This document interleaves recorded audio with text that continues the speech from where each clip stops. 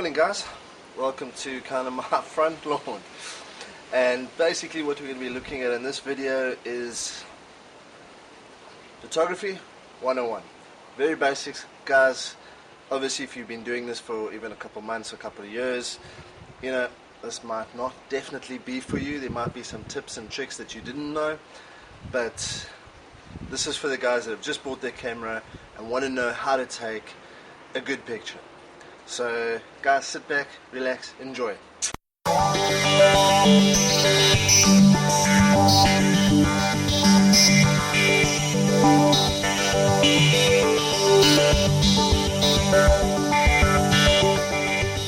gonna basically give you the basics on how to take a good photo.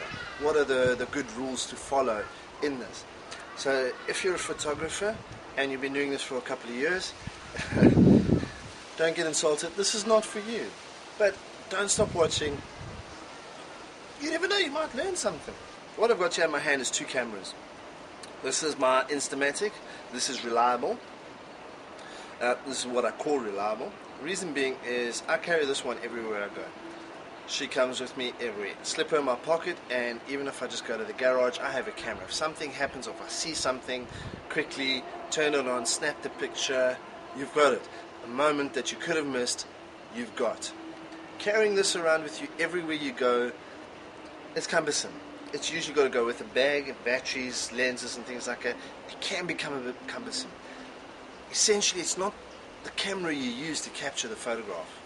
It's the photograph. It's your eye and emotion that's captured the picture. You've seen it, you've felt it. Now the only thing is, this is your tool to actually capture that moment and to let people see and feel what you felt and what you saw. That's basically it. Okay, so I'm going to put our reliable away here. Okay, so we're going to be playing with DSLR because most likelihood is you actually bought a DSLR. I use Nikon. This is D60. I don't go fancy. This is my good old faithful. And you've probably bought a consumer range camera and you want to know how to take a good photo, so I'm going to be using my good old faithful just to be on even playing fields. Good thing to know, this is your lens, this is where your picture and your light come in. Please don't damage it, don't scratch the screen, don't scratch the lens, don't scratch the body, don't drop it onto the lens, try not to drop your camera. Okay, this is the body of the camera. Within the inside here, you'll see they're split up, interchangeable lenses you buy, and ideally, you actually buy the lenses, not the body, so invest in your lenses, okay? This is what goes from camera to camera, because if you choose to stay Nikon, you stay Nikon. You buy the lenses, you can change the bodies, you still got the lenses, okay? Inside is the CMOS processor, which is what actually captures your image, and puts it onto the digital format that we're going to use on the computers. Okay, so very important, you need memory card, you need a battery, okay, you need to make sure it's charged, you need to make sure the memory card is formatted and is clean, ready to go all the time, okay, so that if you just want to pick up and go, you can go, you know that your camera's ready. If you do happen to carry your camera with you and an opportunity strikes, it always happens, there is those times, your camera is ready. Okay, make sure it's clean. Read your instructor's manual, how to keep it clean, how to keep it maintained. Very important. Next thing I want to cover is how to hold the camera. Very simple. Most cameras, well, all of them come with a grip handle. That's your grip handle. Okay. Then what you do is you take your other hand, place it underneath the lens like that, so you're holding it nice and firmly. Usually you can also just I wrap my hand around the strap. I get into some pretty hairy situations, so if I drop my camera, it doesn't go any further than that. Okay, so grip handle together. Now you've got two flapping elbows. All you do, tuck them into your side, and you essentially become a walking tripod. Very easy. Put it to your eye and take the photo. Very simple. On the top here, you'll see is program settings, and from camera to camera they may vary, but essentially they all stay the same. You've got auto, you've got program, you've got speed, priority, aperture priority, and manual settings.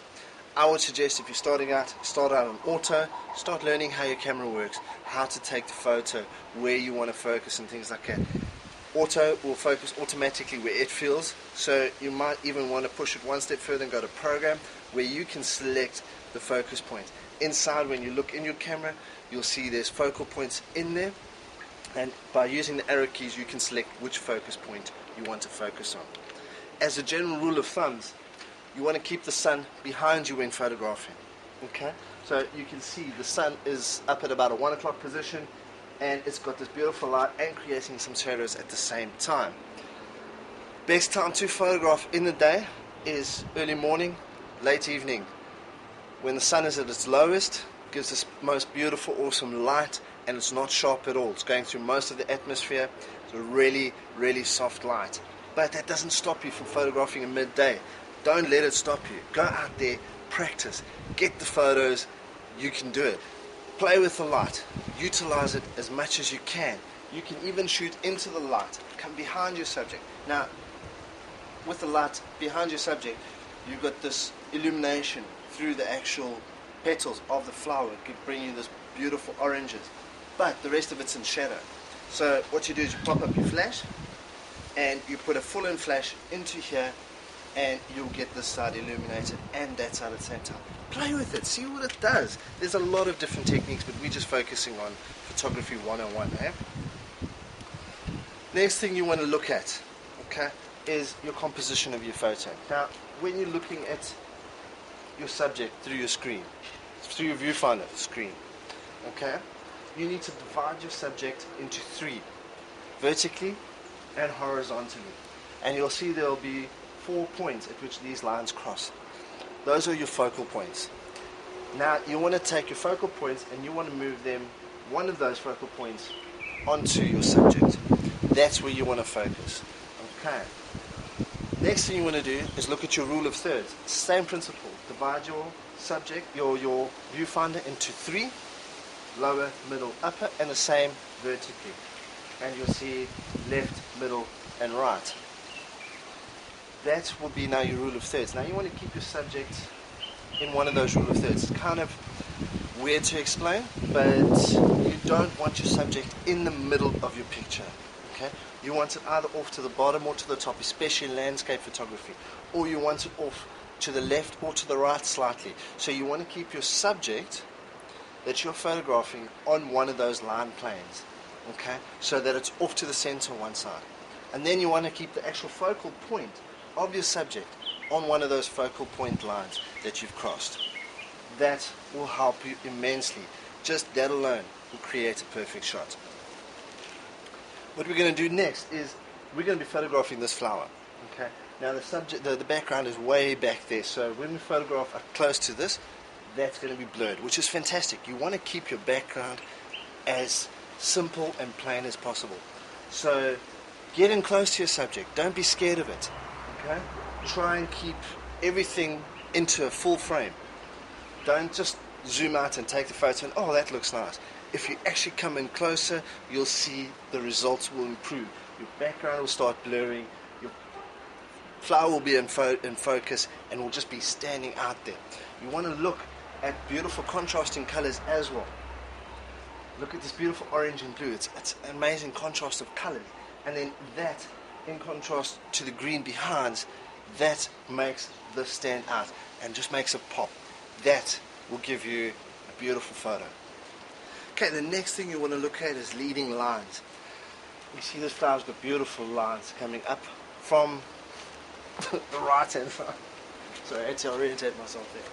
Up into the left, all these petals, beautiful lines just going everywhere. That is beautiful. So ideally you want your lines to come in from the left to right, but it's not a given, it's not a solve. You don't have to do it that way. On this one, we're going to have it coming up from the right, because if we come from the left, I've got a building behind here. I don't want that in the picture. I want this beautiful green foliage in the picture. So remember, your leading lines are lines that lead you into the picture. And rule of thumb, you do want them to come in from the left to the right, because the eye reads from the left to the right, but it's not an absolute essential. You can have it, you can break those rules. Don't be scared to break rules. Another nice to know is balance. Now, balance sounds a bit weird, but if you look at your yin and yang, you'll understand balance between good and evil.